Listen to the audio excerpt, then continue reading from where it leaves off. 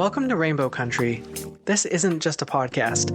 It's a record, a raw, untouchable archive of the truth of queer life in so-called Canada. I'm your host, Mr. Terry Westerby. I'm a trans man who grew up queer in a place that didn't know how to love all of who I was. Like many of us, I survived by shrinking. Because in so-called Canada, where its laws promise our freedom, but its systems still deny our care, and its people still deny our humanity, queer and trans people have never had permission to exist. And yet, we exist. But more than that, we endure. We love. We build joy and community in the space between the cracks of the system we've fallen into. We know that survival isn't the whole story. We deserve to be heard, fully, honestly, and without translation. These are our stories, told by people who have lived through silence, through shame, through control, and refused to disappear for anyone's comfort. These stories go deeper than a critical look at the system. They invite us to ask what it means to choose yourself in a world that insists it knows what's better for you than you do. Their stories show us what it means to truly be free in a country that promises freedom when everything about its laws and power structures say you actually aren't free at all. You'll hear joy, grief, transition, defiance, faith, fatigue, survival, and the fierce, quiet power of community. So wherever you are, remember this. This world, this country, this land, this life, it's yours. You don't need permission to be here. This is Rainbow Country. A note before we begin, the stories you'll hear are raw and real. Please take care of yourself as you listen. Step away if you need. Your safety matters more than finishing an episode. These are the voices that have lived through silence and shame and refuse to disappear, and I'm here to honor them. Let's begin.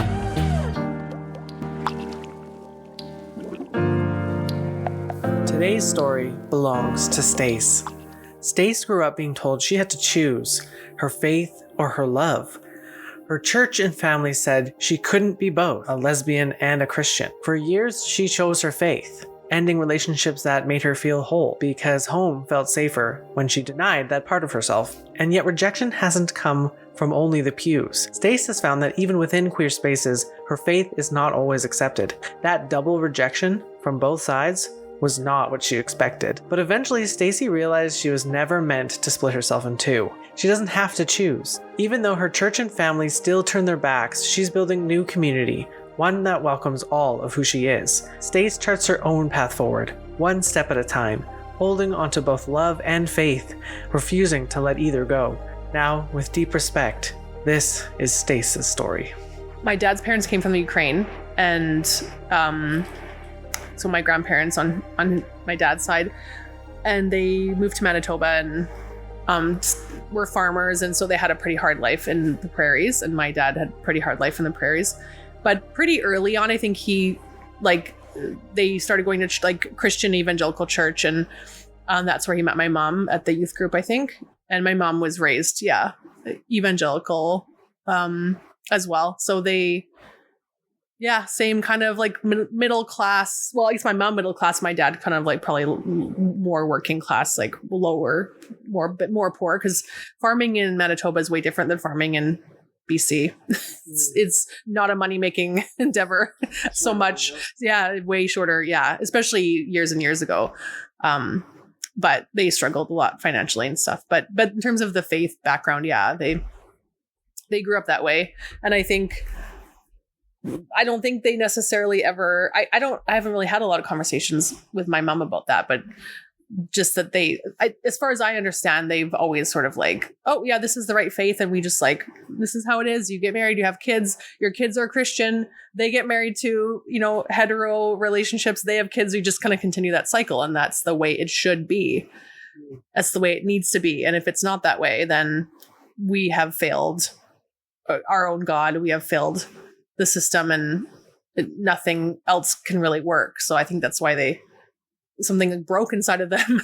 They're like, oh, this is not supposed to happen. So we did something wrong. Now we have to dig in and be even more like black and white about everything, because the rest of our life, we have to just be a living example of what should be. And maybe one day they'll see that, which is a really sad way to live, in my opinion. Yeah, I was born in 1980. So Yes. So 80s, 90s, like, yeah, before the internet. I didn't really struggle until I was like 15, 16. Then I started to struggle with like same-sex attraction, which is what I would call it at the time. So I had we had a middle class, like my dad had his own business. He was successful. My mom stayed home from work. So she was with my brother and I and was always around. We went to Disney on trips, and I wasn't really bullied in school. Like I was just kind of friendly to everybody and had kind of friends in all the different groups of like I know a lot of people have horror stories of being bullied, and I really seem to sidestep that. I think just because of my personality probably, and because I wasn't out. I know my brother did experience some of that bullying because I think he just was more obviously physically had like gay mannerisms in that, and I think that was really hard for him, and I think he got bullied for that.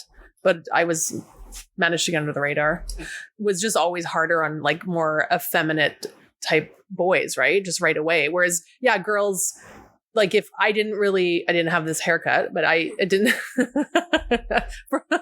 So that would have been an obvious thing. But I totally was under the radar. I was just like good old Christian Stace, who's nice to everybody. And like, I just wanted to make friends and like be a do-gooder and go to church and get good grades. Like I liked my life. I didn't really have any reason to rebel because I enjoyed myself. And, yeah, it was working for me. Yeah. Until I started to struggle with, I wouldn't even have said being gay for a long time, but just those attractions. And then that sort of started to rip everything apart for me. Looking back, right, I had like crushes on teachers or women on TV or like older, even counselors from church or older, but I just wanted to be around them. I didn't recognize that as a crush then. But yeah, then when I started having like a physical relationship with my best friend at the time, we were like 16, I guess, 15 or 16. And I didn't even know what that was though. I just thought like, oh, we're really close, but I didn't even really have enough information to like label it as sexual. I just thought like, this feels good. And I guess we're just close. I don't know, because like we didn't have any really sex ed either. And even hetero sex ed, like I didn't have any of that information, and I had no idea about queer sexuality. So one of my first jobs was working at Wendy's. And I remember so clearly, like, I think must have been 18. So we were still, the first girl I was with, we were still together, I guess, in closeted sense. And I remember like toasting buns at the toaster, as this big toaster. And it like hit me like, do I have a girlfriend? Like, like it just for the first time hit me like, whoa, wait a minute. That I just like, and again, that was like 2 years in to having like a physical relationship with someone and not really knowing that's what it was, because yeah, no language, no education, like no self-awareness either.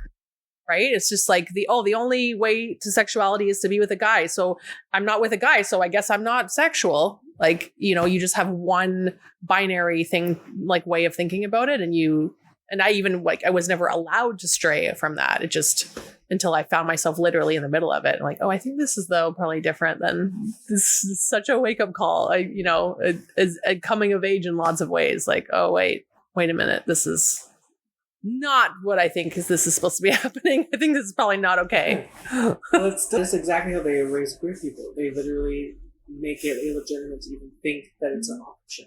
Exactly. And that was absolutely the message in my house, but in my church as well. Like, and I grew up and like was baptized there as a baby and grew up in there and went every week multiple times. And so it was ingrained in my DNA. Like that isn't an option. Like we don't even talk about it. It's so not an option. So, and if it ever is for somebody, like there's just whispers and then they're just gone. So me being the goody girl, like I had to really be in it to even like admit that like, oh, I think I might have something here that might need addressed. But I just really had to be really forced in it to be able to see that, I think.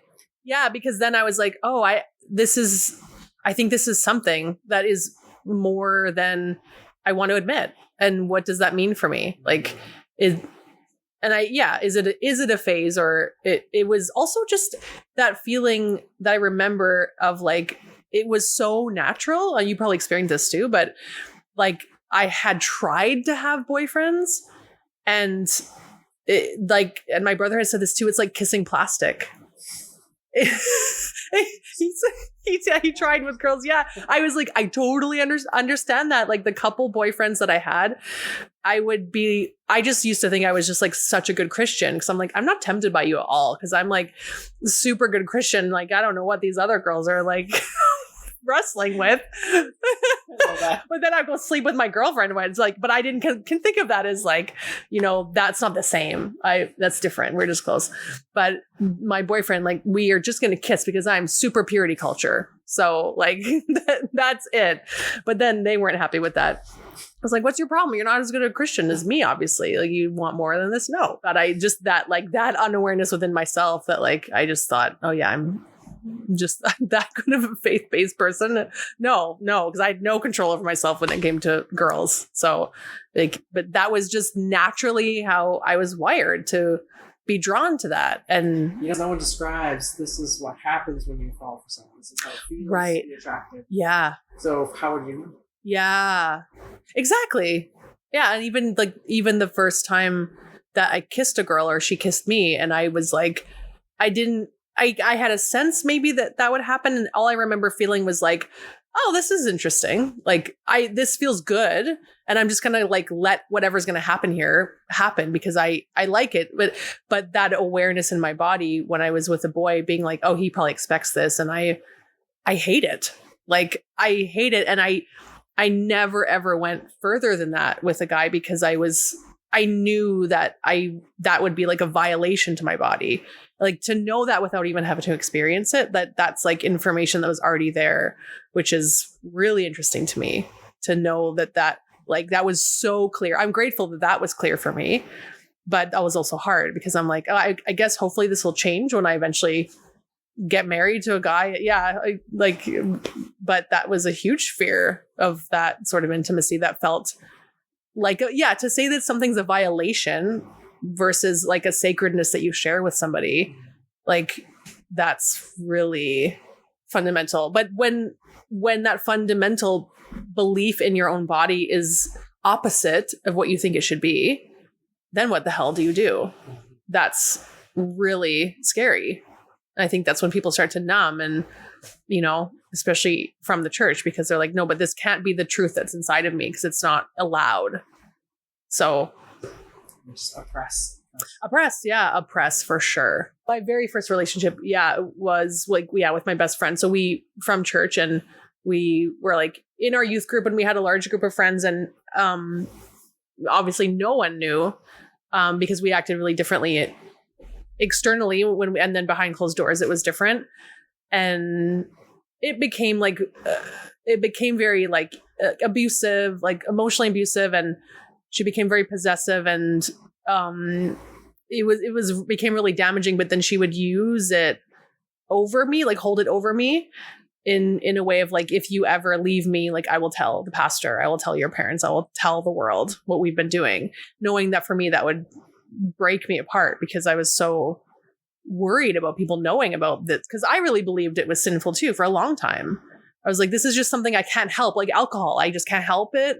And it feels good, but like, it's going to change. It's going to change. So like, it'll change in the background, and no one will know, and I'll be back on the right track. And it'll just be like a private sin that I'll reckon with between me and God, but no one's going to know about it. So that was really difficult, because then I felt really trapped in that relationship, because I'm like, over time, obviously it was not something I wanted. But I felt like if I can't leave, if she's going to tell, like, where does that leave me? I don't know what to do here. So I didn't even really know about my brother until, for a long time. I think years in. And I found out later, was like kind of watching me and seeing how I think he was aware of me more than I knew, because he knew from about himself since he was like 5 years old. So he knew for a lot longer about himself, and was sort of watching how the response would be from our parents and how that would work so that he could then adjust. Like he saw when I did try to come out the first time and how incredibly bad it went. And so he was like, okay, I have to be like financially independent. I have to be like, I can never tell them until I move out. Like, cause he was like, I see that that's going to go that way. So I'm just going to entirely keep to myself. And he did. He really did. He lived a total double life that like I didn't know about till later, like boyfriends and going to raves and things that like my parents had no idea. I had no idea about. And he was like a really good kid. Like he had friends and he had good jobs and he like always stayed out of trouble per se, but he had a whole other personal life that like, yeah, no one knew about except for his friends. So that must have been really hard as well, because I know how I was living my own kind of double life. So I didn't really have as much awareness of him, you know? And I think there's something to be said also for the experience of a male queer person versus, or male presenting and a female presenting. Like, I think that also journey is different too, but two queer people with the same parents and the same church and all of that same upbringing, it like have very different experiences. People would like egg our house, or we would like, and I think looking back, like, I think they were targeting Cody, like, and I didn't really know what that meant even at the time. And I think my parent, he was kind of like, oh, you know, like but he would of course never admit it was because of that, because that was just something you never talk about. So I think for school, like our experiences in school, I think were quite different as well, because like I said, I was lucky enough to not experience any bullying. It was a pretty, like, I was a lot quieter, you know, it was like just the regular growing pains of high school and all of that, but I didn't experience that because that can really be so damaging. Like for years and years, people have, you know, that can really set a tone for so much of your life to live through that. So wanting to express what's inside of me, feelings for somebody, and that like the polarity of like going to church and like, yes, I believe it and I feel comfortable here on some level because it's what I know. But also if they knew about me, I'd be gone in a second. And then to like leave with maybe my girlfriend, or go after and see my girlfriend, and that like having to switch into the different modes is so difficult. Like that was where the wrestling was coming into. I remember I was just insanely in love with this woman, like probably the first woman that I felt like really madly for. This was after my first girlfriend, and she was quite a bit older than me. And I just like, she was really the first like out lesbian person that I knew. And I thought she was like the most beautiful woman that existed. And we became friends. And I remember she really didn't like the church. And you know, again, I was like, of course, like any gay person in the world is not going to like church. Like that was confirmation for me. Like there's a separation. So the church version of me, I have to leave at the door if I want to hang out with her, and they don't mix. Like it was just, again, like, oh yeah, this is true. This doesn't exist. And I would hang out with her and I would feel like exhilarated inside because I could express or get in touch with parts of myself that felt true to me, but also I wrestled because I was like, I'm just giving into my sin. And that's why it feels good. Because the messages were like from church was like, of course sin feels good. Like, but you're not supposed to feel good. It's sin. So I would kind of have to shut off, like, you know, and I'm such a person who does the right thing. So I would have to sort of almost willingly say, I'm going to do the wrong thing right now because it feels too good. And then I remember one time getting into my car after visiting her, and we didn't even ever have a physical relationship. We were close to, and I ended it right before we did. But I went into my car and I turned my car on and I had like worship music on. So I was listening to it on the way to her house. And it was like the music was reminding me, like, you're the worst. Like you just went and did something sinful and you hung out with this person who's influencing you to sin. And now you're back in your car pretending you're this like Christian person. And that that was how those 13 years kind of went, was the massive internal pendulum swing of like, I can't be this, but I can't be this. I can't be this. I can't be this. And how would it ever work out? Like, I just didn't understand how it ever would. So that's why I would kind of be like, well, this is just for now, because I have to find a way to express myself or understand it more so that I can change it. And if I understood what this attraction meant, then I could pray it away. Cause I did do the ex-gay reparative therapy for a while as well. So I tried all the avenues. They did not work. They did not, especially the reparative therapy, which I know a lot of people from the faith spaces, queer people, go through. Even now in the therapy that I do, I'm surprised, and I've done years and years of therapy, and I really love who I am today. But there's always, when I dig really deep down, if I'm wrestling with something, there's always a belief that's like, oh, I actually, yeah, there is a part of me that still thinks like, but you're not a good person though. Like, that belief still exists very, very buried inside. And I think maybe that's why I do the work I do, to like almost prove to myself and to the world, like, no, but I want to do good things. Like, I want to be a good person, because that messaging was so strong. Like, you're just the worst. Like, you're just sinful and you want to give into it. And so you're not a good person. And I know the truest part of me knows that's not true, but that is always the core part of me, the healed part of me, the more like the most authentic part of me knows that's not true. But there is a wounded part of me, I think, that will always hold on to that question of like, but are we just bad? Like that. And I think that's really from the church. For those 13 years of me wrestling with my own identity and faith, like, I was like, no, I have to choose. Either I have this, I'm a person of faith, or I'm a gay person. They cannot coexist. There's no examples, literally none. Like, as far as I understood it, there was none. And all the messaging from the church was, you cannot. But to be fair, all the messaging at the time from the queer world was, fuck the church. Like, so you have to leave in order to be who you are. And both of those messages scared the hell out of me, because they didn't resonate with who I am. And I was like, I don't want to say goodbye or like leave a part of myself in order to exist. That, to me, that doesn't make sense. For some people it could, and it does. And that's great for them. But I don't want to just, because other people have said that that's what I have to do, then decide that that's okay for me too. I think we should all be free to figure out what is our own authentic path and have all of the options out there for us, because that's part of the harm, is that we impose on people like, you need to do this. This is the only way, or this is the only way it looks.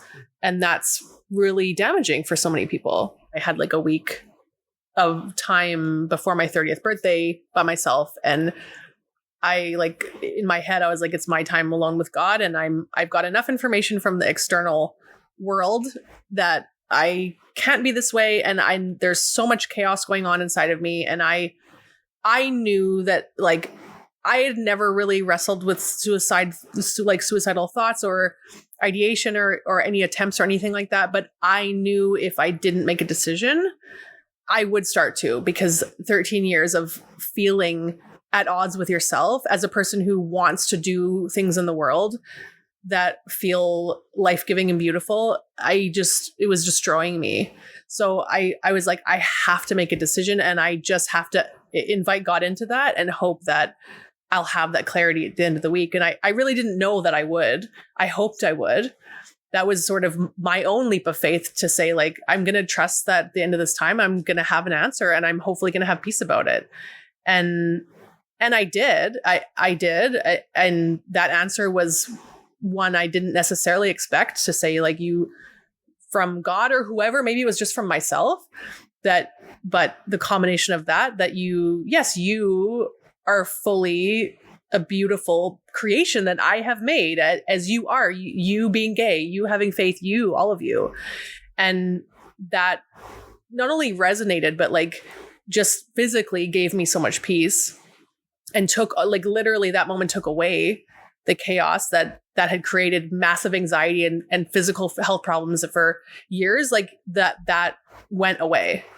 And that peace that I felt that day, like, has never left. And so then I was like, okay, then I came out, and I was obviously dating my ex-wife at the time. At the time we were just best friends again, the classic best friend situation. And we had been dating off and on, like, for I think 7 or 8 years. So then, yeah, I came out, and I knew, like, I'd always had dreams of wanting to speak. And, I guess growing up, I'd always wanted to speak, like, in churches. But then when I wrestled with being gay, I was like, oh, I guess I'm never going to do that. Like, I guess I can never be not necessarily a pastor, but I could never speak in church because now I'm gay. And now that's the thing I speak about. And that's beautiful to me. Like, we have dreams inside of us for a reason, and they may not manifest in the ways that we expect, but I think they're meant to be our dreams. So I came out, and then we got engaged right away. And that, yeah, at the time felt right. Looking back, I think I went way too quickly into that. I probably should have settled into being, publicly out and just kind of had that experience on my own. But hindsight. But I was also just so, like, exhilarated by feeling this peace and wanting to, like, just, yes, I'm ready. Yes, I'm gay. Yes, I want to get married. Like, it's just all felt right at the time. And, that felt authentic at the time. So I don't have any regrets, but of course, like, yeah, I'm a way different person now. And honestly, like, I was just beginning to know who I was as a gay person of faith. All those 13 years was wrestling with can I be this person? And now I come out, and now I'm like, okay, so who am I now? I am this person. But then I was already married. So now I'm starting to reckon with, like, oh, so who actually am I? And I'm discovering that as I'm already married. And what happens when you continue to discover who you are, and you actually are quite different than the person who got married. And then the relationship, to me, didn't feel in alignment anymore, because I wasn't the same person as the person who got married. And I couldn't have known that, but, that's all of us. We're on whatever journey we're on in life, and we just do the best we can. It's just being truthful about what that looks like for all of us, because I didn't necessarily want that to be the case, but it just was. We can't choose the truth inside of us. We can just either see it or we can't. And we choose to tell it. And then that has a domino effect on many people. So it's very common, because we always are going to be growing and evolving, and hopefully we do. I was in therapy for a long time to talk through my sexuality and my marriage and stuff. And I remember my therapist at the time said, like, in our life, we will have many marriages, and some of them will be with the same person. I was like, oof. It's true. I think your relationship is going to be changing as well. And you sort of have to continue to choose it as the different versions of yourself and the other person, and the relationship is continuing to change. So it's just, it's like, okay, I'm going to evolve, and the relationship may evolve or it may end. And that was the other thing for me too, is like, that wasn't a failure just because something doesn't last for your entire life. It was just, we had 2 beautiful kids, and that was what that was meant to be for me. And but that was it for me. I think it would have been a failure if I continued to perpetuate something that wasn't true for me. And that's the difference. I think we need to be a bit more celebratory about people who are changing their, like, getting divorces and stuff. Everyone's like, oh, I'm sorry. That's always the first thing we say. But, like, what if that's actually a liberation? And, to reframe that as, like, it can be, it's all a mix of everything. And I think having sort of a more expansive space for that for people, because it can mean a lot of things. Well, yeah, it's all, the most celebrated ones are like, oh, they lasted for 80 years, or like, that's the goal. That's the only goal. About celebrating that we have beautiful, messy, life-giving, authentic relationships. And when they are no longer that way, we're just honest about it and move on in kindness and love. Hopefully we don't leave destruction behind us, but like that should be more celebrated, is to be brave and to be like vulnerable and to be open and honest about what isn't for us anymore. And what does that look like to transition your life into something that's more meant for you? As I said, that's why it took me 13 years to unwind. And even those 13 years of unwinding, just that the main message of you have to be gay or Christian. And then at the end of the 13 years, I was like, oh no, I really believe I can be both. And I mean, again, the word Christian, the term, what that means and everything, that's so loaded right now and very problematic. And that's a whole other side conversation. But to be a queer person of faith, I'll say, is something I'm more comfortable saying.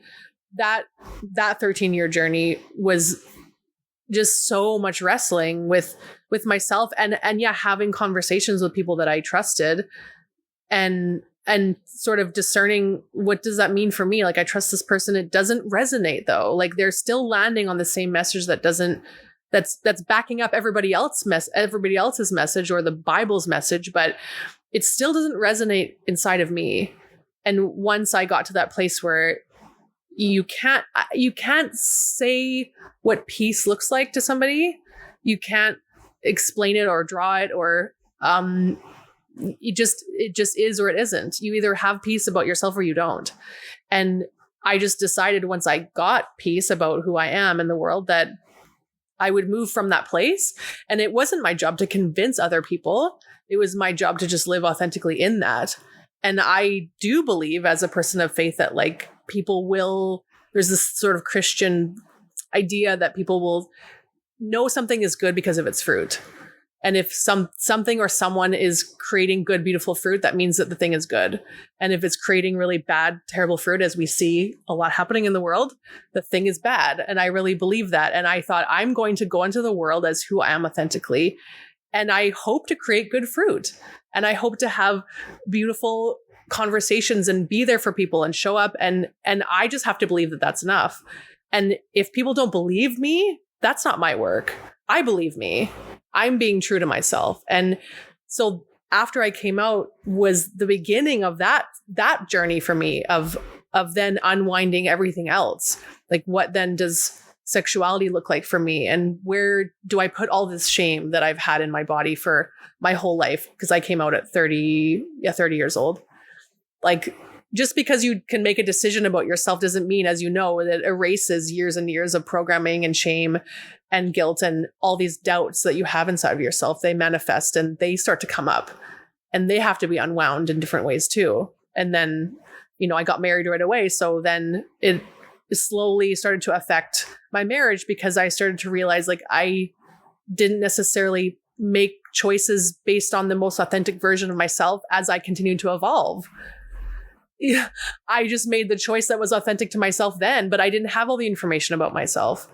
And if I'm someone in the world who wants to continually be authentic, that means sometimes making really hard decisions, because I'm no longer living authentically, and it's going to affect other people. But that is life. We grow and we change and we evolve, and either we tell the truth about that or we don't. And that will and does affect other people. And I think it's how we do that and how we unwind the messages inside of ourselves and how that manifests and how we handle it when people do get hurt. Because life as a human, we're going to hurt other people. We're going to get hurt. It's messy. It's messy. The first time that I really felt fully like formed in myself and fully the version of me that I knew was inside of me, or the potential of it, was after I separated. And that was like me kind of achieving for myself, like that authenticity and even physically, and then going, that getting ready to go out and start to date and have experiences that I never got to have. I never got to have experiences like that in my 20s or 30s. The only dating experience I had was closeted. So I never had that, like, being able to be open about that and be comfortable in my own skin and experience those things, and having to, a lot of people later in life that come out experience that, like they're having in their 40s and having experiences like they're in their 20s because haven't. So to feel like you can finally physically and emotionally and be who you fully are finally.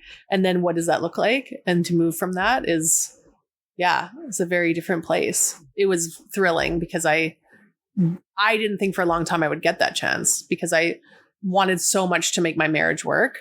And I just thought, well, no matter what, it's just like me. I just can't be gay. So I'm just going to go on this path. And then same, like when I commit, I really commit. So I didn't want to break other people's hearts, especially having kids. I didn't want to break their hearts. And I worked, I'm writing this in this book too, but like as a queer person, we fight for marriage equality. So then we achieve it. And especially in the church, like I'm in this marriage now and I'm going to prove to you that it's not going to fail. Because the society wants me to fail, the church wants me to fail. So I'm not going to give you that satisfaction. So I have way more expectations and pressure to make this work forever because it has to. Because as soon as it doesn't, you're going to say, yeah, you failed because you're queer. Not you failed because, it doesn't work because you're just two different people now. Like those standards don't apply like they do to hetero people. We as queer people, we do have a different set of pressures in our relationships that we feel, a lot of us, that we have to maintain. And what does that look like when we actually don't want to be in that relationship anymore? And it becomes, now we just don't have that ability easily, like a lot of straight people, to be like, oh, this isn't working. And it's just a standard, separation and divorce. It feels much harder to do that. So that in itself is a whole like evolution and deconstruction of things. And then for me to get out there again and be like, oh, I get to have this experience that I kind of dreamed of in a way, which is bad to say. Like, it's not like I dreamt of dating when I was married, but I think it was just one of those experiences that I never got to have as an out person, as a fully formed version of myself that I just didn't get. And everybody seemed to get. Like, you go out and date and, experience and figure out who you like. And, just even being out on a date with someone who I'm not looking over my shoulder, like, is there someone from church here? Like, do I watch my body language? Like, you're just constantly doing collateral damage. And to not just, I can't be present in my body. I have to just like pretend I'm just your friend. And like, there's just so many things around that are difficult, but to actually freely can go on a date and I can lean into being flirtatious, or like, what does it even mean for me? Like, all of that stuff to explore was just like, felt so liberating. And I personally believe that you figure out who you are through others, in a sense. Yeah. Like through relationship. Yeah. And so when you meet other people, they cast a light into parts of yourself that you may not have discovered. Exactly. And so together you learn more about yourself. Yeah. To meet others fully. Yes. And I think I've read a lot about this too, is that a lot of our healing actually happens in relationships. Like, I think a lot of our healing has to happen on our own, but it does have to also happen in relationships. So certain healing, can't take place until we're in relationships with people and different kinds of people. And that's also really hard as you find yourself in a relationship. Oh, I didn't realize there is this part that I have to deal with now that you're highlighting for me. Okay. Yeah. Yeah, I have obviously that in the forefront of my mind. And which was one of the hardest things when I was wanting to end my marriage, was like, initially, of course, it's going to devastate everybody, including my kids, because we don't want our family dynamic and structure to change.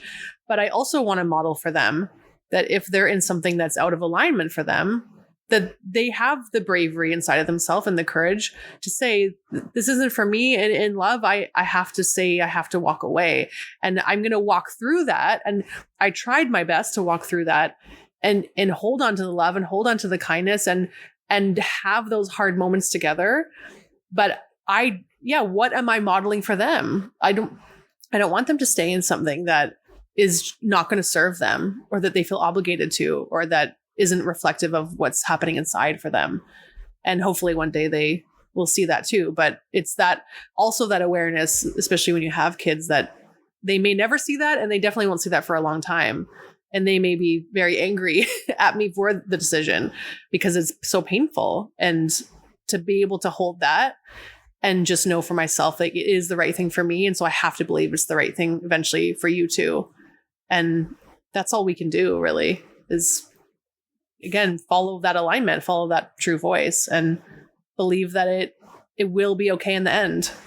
It's hard, that conditioning, that messaging, but what is it? How does it serve you? Right? That's what I ask now. Like, what is this serving me? What is this belief doing for me? And if it's like in small ways and big ways, and if it isn't working for me, I should maybe question the belief itself, because maybe it's actually keeping me in a place that's harming myself or harming someone else, or at least holding me back. And that's just, again, I want to live a full life. We have limited time here. I want to take full advantage of that. And, you know, I don't know, like, I don't want to quote Jesus, but like, I guess I will. Like he said, like, I want to give you life and life abundantly. And I do want that. And I believe that that's up to me to decide that for myself. What does abundant life look like? I think we all should have abundant life. Many people, their circumstances won't allow it. But if we, as much as we can choose that, and I think we can, because often we are the ones putting in the way of ourselves, making our own suffering. So yeah, as much as we can, abundantly choose. Alignment, authenticity, these are such important themes for me, like top 5. And it is not easy to really be in touch with yourself and to live in a way that reflects that, because it takes adjustment, constant adjustment and awareness and hard conversations, and just, yeah, what does it mean to be in alignment with yourself, not just inside, but like outside, and what does that look like? That's a hard thing. It's a beautiful way to live, but it's a hard way to live. I think that's why I wrote my book. That's why I meet with people. That's why I'm writing now, is to heal all those versions of me that didn't have that message, that like you don't need to get fixed. Like, you're beautiful as you are. You are lovable as you are. You know, you are good enough. And it is damaging. And it's for so many, I mean, all of us have those messages that are buried inside of us that we hold on to in some way, even if we don't realize it. And they come out, and when we have good therapists and are willing to look inside of ourselves to see, because what does that pattern do? Like, as time goes on, right? It does shape a lot of our experience and view of ourselves. And if we can heal it a bit and like let go of that, it's so beautiful to have more of a full life within our own bodies and within our own lives, you know, to experience things. So yeah, it's really beautiful. That's what I hope for all of us, to have that awareness and to see that, and then to sort of be able to heal enough to make different choices from the space of fullness within ourselves. And because that does shape your choices, it does change things, I think, in a trajectory that would serve you more, you know. And I think we are on autopilot all the time and don't realize that we're sometimes choosing things from an unhealed version of ourselves. And that's hard, but beautiful to do that work. I think for me, when I came out, all the work had to be internal initially in order for me to come out. And actually, the problem for me was letting in too much external. That's what held me back, because the external messaging was, you can't be, you can't be, you can't be. And I was looking in the wrong place. As I'd shared in my book, like, all of God's people, so to speak, were saying, well, you can't be both, so you just have to choose. But then when I just stopped listening externally to everybody and listened inside of myself, and whatever, maybe God's voice is just my voice, whatever that was for me, then I realized, oh, internally I have all the information I need, and that's how I can affirm myself. And then I can come out and be authentically who I am in the world. And then I do get external validation, but it's not what I need. It's just helpful because it's just already true. And that I couldn't do that. I had to do the 100% inside of me first before I could move forward in the world. Yeah. I'm working on a book right now, and I just wrote a chapter exactly about that. Trusting, like, basically how to hear your own voice and then how to trust it. Because I think those are two separate things, because I really think discerning inside of ourselves what actually is our voice. Is that our voice, or is that our beliefs, or is that someone else's voice that we think is true? Like, what is it inside of us that's actually our own voice? And once we can figure that out inside of us, because often that's the quietest voice, it's the most true. But I think everything else around us is so loud, and our fears are so loud, and everybody else's fears and the shoulds. But our voice is really buried. And I think getting in touch, like having the practice of getting in touch with that consistently and then trusting that voice is a work that I've done. Again, now I'm 45 and I just now realized in the last few years that like, oh, that voice is actually always right. And I still don't always trust it because I'm like, yeah, but are you sure though? I'm going to try this for a while because I feel like this might be easier or this. But then in the end, I'm like, nope, I come back. I look at my journaling. I'm like, yeah, I know it. I knew it 2 years ago. Like my voice was right. And I think that practice, right, of like trusting our knowing and following through, like moving from that place of not second guessing our own intuition or whatever you want to call it is just so important. I think we could save ourselves a lot of grief and pain if we were able to do that. But it's really hard. It's really hard because often that voice is counterintuitive to a lot of other voices that we trust and know, or society, or, you know, our friends. And so it feels like the scariest to be like, oh, but my voice is saying this, so I'm going to do it. We often need lots of painful evidence before we can actually follow through. This is true. Yeah. In many relationships, like romantic and otherwise, I find that particularly difficult when it's something that I know inside of myself and I know it's going to affect someone else. Maybe it's not what they want and it's maybe not even what I want, but it's just the truth. Like a message like this isn't going to work and you want it to work and the other person wants it to work. Like, how do you stay authentic to that truth? You know, that's sort of what we all do. Like, well, I'm going to just keep trying because I think maybe that voice is wrong inside of me because I want it to be. Right? There's that like reckoning that we have to do inside of ourselves that we don't want to believe it yet. We're not in the place to actually like, we hear it maybe, but like, I don't want to hear it yet. And then we just kind of have to keep learning that lesson that no. So you're finally ready. Yeah, you're ready. Like we've been saying it the whole time. Like, okay. It's hard. Yeah. It's hard to see as someone for myself, I'm very like a deeply feeling person. And I feel often obligated to other people or like people pleasing and all of that. And I just don't want to hurt people, but I can see how not telling the truth sometimes actually hurts people more. I talk about this a lot with my brother because like him also being gay and us, like him and his husband have been married since 2008 and they live in the same city as my parents. So, and they don't have kids and they won't ever have kids. So they have the ability to be two autonomous adults with their own strong boundaries. So they'll go over on their terms, like, and have dinner with them and they can leave. But for me living away and I come and have to stay with them in their house and bring my kids and have to stay for a chunk of time, it's very different. So my brother and I were just talking about how our relationship with our parents has shifted and who they are now versus who they were. And I think they have changed in the way of their own exclusive evangelicalism, actually. I think they've went the other direction that a lot of parents have gone of gay kids, of like, oh, this is something really hard, but I want to learn about it. And a lot of them, you know, come to the other side and reconcile and start to affirm their kids and expand their faith. I think they've really gone the other direction and they've become very like fear-based and exclusionary and ascribe to a lot of really, in my opinion, really dangerous beliefs. And so there's a very small amount of things that we can really talk about. And then I'm just aware that they're actively fighting for things that will, you know, shut down who I am as a person.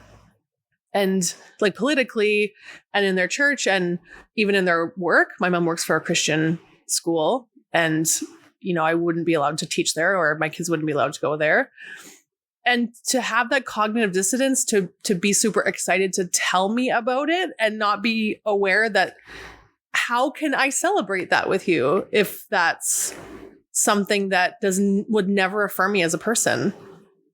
it's just really hard for me to understand. My brother Cody and I talk about that. Like that there's so much of our lives that we can't share because obviously they wouldn't, but they don't have that awareness. Like they'll share and say things like as if we're supposed to celebrate. It's like they sort of have decided to ignore that we're queer people in the world, and that's like your mistake, and so we won't talk about that, but you should hear our views and celebrate it because it's the truth, capital T. And you'll know it one day. My dad at one point did liken it to alcoholism. Like it's just your thing. It's just your sin that you have to reckon with, and you just can't go into a bar kind of thing. Like that's just really unfortunate. And so the view from their perspective, I really believe, is that they think like Cody and I are really letting them down. Like you've decided to give into your sin every day, and we're really disappointed about that. And one day we believe like God will show you the right way, and I think they even said, well, you'll be used for our cause one day or something like that. So I obviously entirely believe differently. And I feel like if I can be so bold to say, I feel like God uses me now in my life even more because of who I am in the world. And I'm way more in touch with my faith and all of that because of who I am. It's really it's really just logically hard to understand. And now that I'm a mom, like it's really hard to understand from that perspective as a parent too. Like if my kids were wrestling with who they were, and I just can't understand the doubling down on, but no, you can't be this way. And the sort of the message of conditional love, even though there isn't, but there obviously is. Like, you would be more lovable. You would be happier if you weren't this way. You're just choosing the wrong thing. And the irony that like I could never have this conversation with my parents, but that my own faith is stronger because I'm queer. And they really think I'm just like lost, like that I've lost my faith.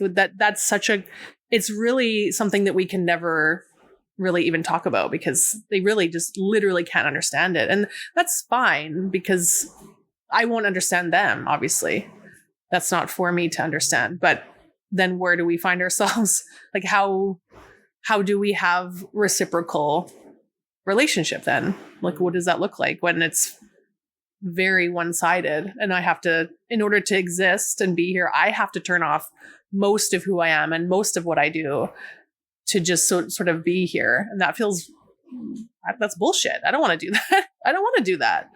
So in order to exist, I have to lean so far into their world that I get uprooted. And then I have to, like, in order to stop feeling how entirely painful that is, I have to shut off all my valves, which is how I survived years and years of being closeted. It was just shut everything off. And so I kind of go back into that mindset and that framework and that physicality. And that feels so entirely counterintuitive to the life that I've built and who I am in the world now. And it's so unsustainable that even 2.5 weeks, like I almost didn't make it to the end because I was like, this is just, it doesn't feel like anything at the end. I was like, oh, but yeah, the work that they have always ever done is like just a tiny, like, this is what you should believe, period. We don't want to talk about it. Like, so the leaning in the other direction does not happen. So how do you have a relationship like that? Yeah, it's not reciprocal. No, it's on their terms. Mm-hmm. It's reciprocal. I guess maybe they think it is, but they're doing all of they're just saying what, all that they want to say. They're not editing themselves. They're not having any awareness of the fact that I'm probably editing myself. They just, they feel justified to do that, right? Because again, they believe the capital T truth. So it's unfortunate for you that you're not, but that's kind of, you're reaping what you sow. So too bad for you. And when there's ongoing grief with that, because even I was just home again this summer and having to like piece apart and weed through still so much ongoing grief, they realize that their programming and their beliefs are so damaging. And I see it from a new angle, having lived away for a long time and not being immersed in that world anymore. And also compassion because that's just all they know. And also insane frustration because that's all they know. And that's all they want to seem to know. Mm. And in how much compassion do you extend to someone when they're perpetuating harm? they just continue to choose it.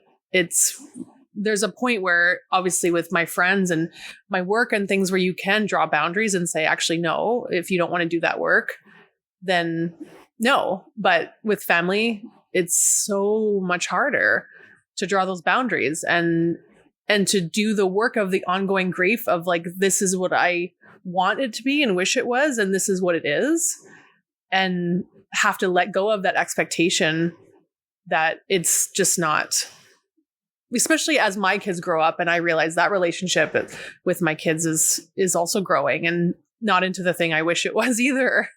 You know, it's the generational thing too, that it's never done, and it's never seemingly easy, and seems like it's getting harder.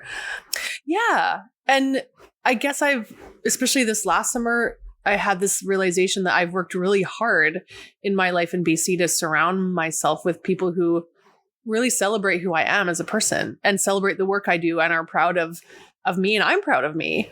And I've worked really fucking hard to be in this place in my own life, and to have to drop back into a world where I have to second guess myself or edit myself or suppress parts of myself and my work even to exist is really painful and just really frustrating. And I spent years and years numbing myself or shutting parts of myself off or ignoring parts of myself. And I'm so averse to that now because I worked so hard to like turn all those switches back on all the way up. And I just won't accept energy or any relationships that don't fully affirm and celebrate that. You know, now I just turned 45. I don't have time to fuck around. Like either we all celebrate each other with like unabashedness or we don't, or just you're not allowed in the sacred circle. And what happens when people in our life that we're attached to really don't bring that, but you can't put down, like, it doesn't also feel right to say you don't have any right at all in my life. Like, what does that look like? That's such a delicate, painful dance. I do want them there, and for my kids too, but then I also had to question why do I want them there? What does that look like? Am I waiting for it to look a certain way that it's never going to look? Like, what does that mean for me? I have to ask myself those hard questions. Like, if this is the reality of it, and it's very painful, and it's not, I wouldn't say dangerous, but it opens up a lot of really risky conversations and is very emotionally difficult. Like what are the benefits? What am I hoping for? And what does that look like in the reality of what this is? And living away, right? Like, it's fine to have FaceTimes here and there and conversations, but then all of a sudden you're spending 24/7 for 2.5 weeks. And it's like, too much. too much. It's a very caged in life, not one I would ever want to have. Queer joy is the goal. I think it's tough in a lot of ways, but I think it's beautiful to make choices from our authenticity and see what happens. And that's what I experience. Like, it is hard, but it's so like life-giving. So that's why I would never take any of it back. Giving people the freedom to express themselves. And that's what I always come back to in my own work of the speaking and writing. And that is all I want for everyone in the world is to just like flourish as who they are and to feel like celebrated for who they are. And whatever you need to do for yourself to achieve that internally, I don't care what you have to do externally. I don't care what you need me to do, what pronouns you need me to say, or what that looks like for you. But everyone has the right to just express themselves in a way that is authentic to them and have that accepted and celebrated. And that's what I want for everybody. And that's what's so difficult for so many people to get, is that affirmation from inside themselves, but then externally from everywhere else. Thank you for listening to this story. They aren't really meant to wrap up neatly, because queer life doesn't always come with closure. But it does come with truth, with courage, and with the refusal to be erased. If what you heard today stayed with you, let it move you. Let it change how you see this place we call Canada, not as it claims to be, but as it is. Whether you're out, in, visible, healing, hurting, or just holding on, you belong. You're not broken, and you are not alone, and you do not need permission to take up space. We'll be back soon with more voices from the cracks, where queerness lives, breathes, and builds something new. Until then, remember who you are. Remember that you're not going anywhere. This is Rainbow Country. And to those who shared their stories, thank you. You trusted us with your truth, and we carry it carefully.